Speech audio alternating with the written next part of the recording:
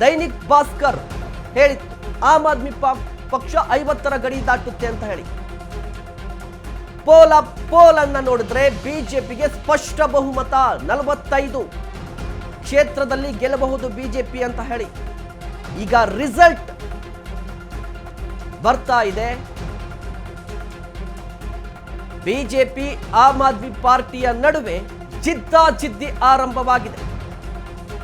ಸಮಬಲದ ಹೋರಾಟವನ್ನ ಮಾಡ್ತಾ ಇವೆ ಎರಡು ಪಕ್ಷಗಳು. ಬಿಜೆಪಿ ಆಮ್ ಆದ್ಮಿ ಪಾರ್ಟಿಯ ನಡುವೆ ಜಿದ್ದಾಜಿದ್ದಿ ಏರ್ಪಟ್ಟಿದೆ. ನೆಕ್ ಟು ನೆಕ್ ಫೈಟ್ ಶುರುವಾಯಿತು. ಸಮಬಲದ ಹೋರಾಟ BJP Aam Aadmi party. Double digit ಅನ್ನ ಆಮ್ ಆದ್ಮಿ ಪಾರ್ಟಿ ಕೂಡ ದಾಟಿದೆ. 23 ವಿಧಾನಸಭಾ ಕ್ಷೇತ್ರಗಳ ಮತ ಎಣಿಕೆ ಆರಂಭ. Aam Aadmi party 10, BJP 13, Congress 0. 10 ವಿಧಾನಸಭಾ ಕ್ಷೇತ್ರಗಳಲ್ಲಿ ಆಮ್ ಆದ್ಮಿ ಪಾರ್ಟಿ, ಬಿಜೆಪಿ 13, ಕಾಂಗ್ರೆಸ್ ಈಗಲೂ ಕೂಡ 0.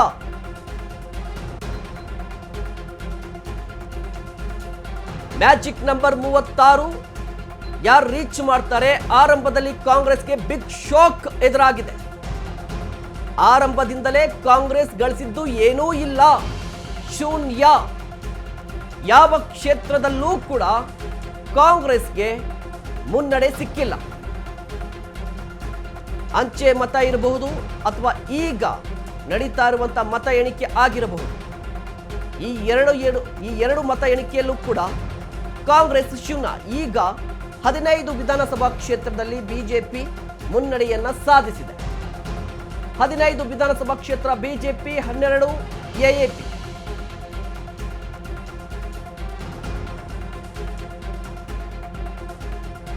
ಇಪ್ಪತ್ತೇಳು ವಿಧಾನಸಭಾ ಕ್ಷೇತ್ರಗಳ ಮತ ಎಣಿಕೆ ಆರಂಭವಾಗಿದೆ. 12 ಎಎಪಿ, 15 ಬಿಜೆಪಿ, ಕಾಂಗ್ರೆಸ್ 0.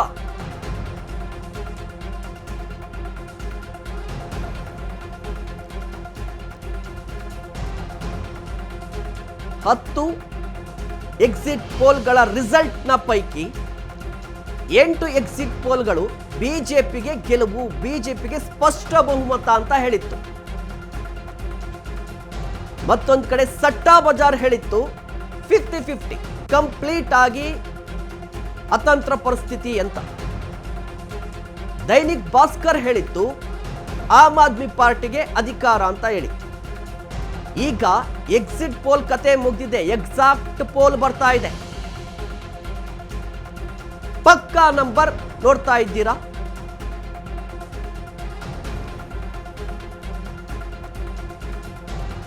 ಹದಿನೈದು ವಿಧಾನಸಭಾ ಕ್ಷೇತ್ರಗಳಲ್ಲಿ ಬಿಜೆಪಿ ಆಮ್ ಆದ್ಮಿ ಪಾರ್ಟಿ ಮುನ್ನಡೆ 12 ಕ್ಷೇತ್ರದಲ್ಲಿ. ಇನ್ನು ದೆಹಲಿಯ ಸಿಎಂ ಅತೀಶ್ಗೆ ಹಿನ್ನಡೆಯಾಗಿದೆ. ದೆಹಲಿಯ ಸಿಟ್ಟಿಂಗ್ ಸಿಎಂ, 3ನೇ ಮಹಿಳಾ ಸಿಎಂ ಶೀಲಾ ದೀಕ್ಷಿತ್, ಸುಷ್ಮಾ ಸ್ವರಾಜ್ ಅದಾದ ಬಳಿಕ ಅತೀಶಿ ಸಿಎಂ ಆಗಿದ್ದು, ಈಗ ಅವರಿಗೆ ಹಿನ್ನಡೆ ಇರುವಂಥದ್ದು. ಕಲ್ಕಾಜಿ ಕ್ಷೇತ್ರದಲ್ಲಿ ಹಿನ್ನಡೆಯನ್ನ ಸಾಧಿಸ್ತಾ ಇದ್ದಾರೆ. ದೆಹಲಿಯ ಸಿಎಂ ಅತೀಶಿ ಅವರಿಗೆ ಆರಂಭದಲ್ಲೇ ಹಿನ್ನಡೆ. ಇದು ಆಮ್ ಆದ್ಮಿ ಪಾರ್ಟಿಗೆ ದೊಡ್ಡ ಶಾಕ್ ಅಂತ ಹೇಳ್ಬೋದು. ಸಿಎಂ ಫೇಸ್ ಕೂಡ ಈಗ ಹಿನ್ನಡೆಯನ್ನ ಸಾಧಿಸುತ್ತೆ ಅಂತ ಹೇಳಿದ್ರೆ ಟ್ರೆಂಡ್ ಏನನ್ನ ಹೇಳ್ತಾ ಇದೆ? ಕಲ್ಕಾಜಿ ವಿಧಾನಸಭಾ ಕ್ಷೇತ್ರದಲ್ಲಿ ಅತೀಶಿ ಸ್ಪರ್ಧೆ ಮಾಡಿದ್ದಾರೆ. ಎಲೆಕ್ಷನ್ಗೆ 6 ತಿಂಗಳಿದ್ದಂತೆ ಅತೀಶಿ ಅವರು ಸಿಎಂ ಆಗಿ ಪದಗ್ರಹಣವನ್ನ ಮಾಡಿದ್ರು. ಆದರೆ ಅವರ ವರ್ಚಸ್ಸು ಏನೂ ಕೂಡ ವರ್ಕೌಟ್ ಆಗಿಲ್ಲ ಅನ್ನೋದು ಸ್ಪಷ್ಟವಾಗಿ ಗೊತ್ತಾಗ್ತಾ ಇದೆ.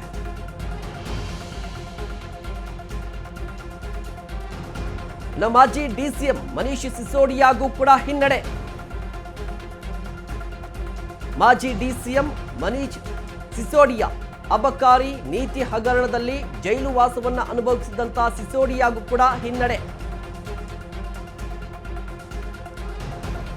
ದೆಹಲಿ ಅಬಕಾರಿ ನೀತಿ ಹಗರಣಕ್ಕೆ ಸಂಬಂಧಪಟ್ಟಂತೆ ಮನೀಶ್ ಸಿಸೋಡಿಯಾ ಜೈಲು ವಾಸವನ್ನ ಅನುಭವಿಸಿದ್ರು. ಭ್ರಷ್ಟಾಚಾರದ ಆರೋಪ ಅವರ ವಿರುದ್ಧ ಇತ್ತು. ಅವರು ಕೂಡ ಕಂಟೆಸ್ಟ್ ಮಾಡಿದ್ರು. ಈಗ ಆರಂಭದಲ್ಲೇ ಹಿನ್ನಡೆ. ಯಾವ ಪಾರ್ಟಿ ಭ್ರಷ್ಟಾಚಾರದ ವಿರುದ್ಧ ಸಮರವನ್ನ ಸಾರಿ ಈಗ ಮಾಜಿ ಸಿಎಂ ಅರವಿಂದ್ ಕೇಜ್ರಿವಾಲ್ಗೆ ಮುನ್ನಡೆ. ಒಂದು ಕಡೆ ಮನೀಶ್ ಸಿಸೋಡಿಯಾ ಮಾಜಿ ಡಿಸಿಎಂ ಅವರಿಗೆ ಹಿನ್ನಡೆ, ಮಾಜಿ ಸಿಎಂ ಅರವಿಂದ್ ಕೇಜ್ರಿವಾಲ್ಗೆ ಮುನ್ನಡೆ, ಹಾಲಿ ಸಿಎಂ ಅತೀಶ್ಗೆ ಹಿನ್ನಡೆ. ಜಂಗ್ಪುರ್ ಕ್ಷೇತ್ರದಲ್ಲಿ ಸಿಸೋಡಿಯಾಗೆ ಹಿನ್ನಡೆ ಇರುವಂತದ್ದು. ಜಂಗ್ಪುರ್ ವಿಧಾನಸಭಾ ಕ್ಷೇತ್ರದಲ್ಲಿ ಸಿಸೋಡಿಯಾ ಸ್ಪರ್ಧೆ ಮಾಡಿದ್ದಾರೆ. ಬಟ್ ಅವರ ವಿರುದ್ಧ ಭ್ರಷ್ಟಾಚಾರದ ಆರೋಪ ಇದೆ, ಜೈಲು ವಾಸ ಕೂಡ ಆಗಿದೆ. ಇದೇ ವಿಚಾರವನ್ನ ಬಿಜೆಪಿ ಕಾಂಗ್ರೆಸ್ ಚುನಾವಣಾ ಪ್ರಚಾರದಲ್ಲಿ ಅಸ್ತ್ರ ಮಾಡಿಕೊಂಡಿತ್ತು. ಈಗ ಅವರ ಕ್ಷೇತ್ರದಲ್ಲಿ ಜಂಗ್ಪುರ್ ವಿಧಾನಸಭಾ ಕ್ಷೇತ್ರದಲ್ಲಿ ಸಿಸೋಡಿಯಾ ಹಿನ್ನಡೆಯನ್ನ ಅನುಭವಿಸ್ತಾ ಇದ್ದಾರೆ. ಆರಂಭದಲ್ಲಿ ಮಾಜಿ ಸಿಎಂ ಅರವಿಂದ್ ಕೇಜ್ರಿವಾಲ್ಗೆ ಮೊದಲ ಬಾರಿಗೆ ಹಿನ್ನಡೆ. ಅರವಿಂದ್ ಕೇಜ್ರಿವಾಲ್ ಕೂಡ ಜೈಲು ವಾಸವನ್ನ ಅನುಭವಿಸಿದ್ರು.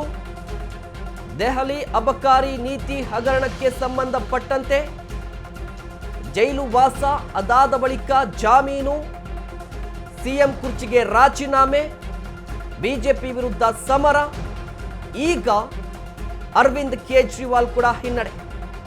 ಪರ್ವೇಶ್ ವರ್ಮಾಗೆ ಮುನ್ನಡೆ. ಬಿಜೆಪಿಯ ಪರ್ವೇಶ್ ಶರ್ಮಾ ಈ ಬಾರಿಯ ಬಿಜೆಪಿಯ ಸಿಎಂ ಕ್ಯಾಂಡಿಡೇಟ್ ಕೂಡ ಹೌದು. ಇಫ್ ಇನ್ ಕೇಸ್ ಏನಾದರೂ ಬಿಜೆಪಿ ಗೆದ್ರೆ ಪರ್ವೇಶ್ ವರ್ಮಾ ಸಿಎಂ ಆಗುವ ಸಾಧ್ಯತೆಗಳಿದೆ. ಪರ್ವೇಶ್ ನವದೆಹಲಿ ವಿಧಾನಸಭಾ ಕ್ಷೇತ್ರದಿಂದ ಸ್ಪರ್ಧೆ ಮಾಡಿರುವಂತದ್ದು. ನವದೆಹಲಿ ವಿಧಾನಸಭಾ ಕ್ಷೇತ್ರದಿಂದ ಅರವಿಂದ್ ಕೇಜ್ರಿವಾಲ್, ಪರ್ವೇಶ್ ವರ್ಮಾ ಸ್ಪರ್ಧೆ ಮಾಡಿದ್ದಾರೆ. ಇದರಲ್ಲಿ ಜಿದ್ದಾಜಿದ್ದಿ ಇದೆ. ಆಮ್ ಆದ್ಮಿ ಪಕ್ಷದ ಅಧಿನಾಯಕ ಸಂಚಾಲಕ ಅರವಿಂದ್ ಕೇಜ್ರಿವಾಲ್ ಹಿನ್ನಡೆ.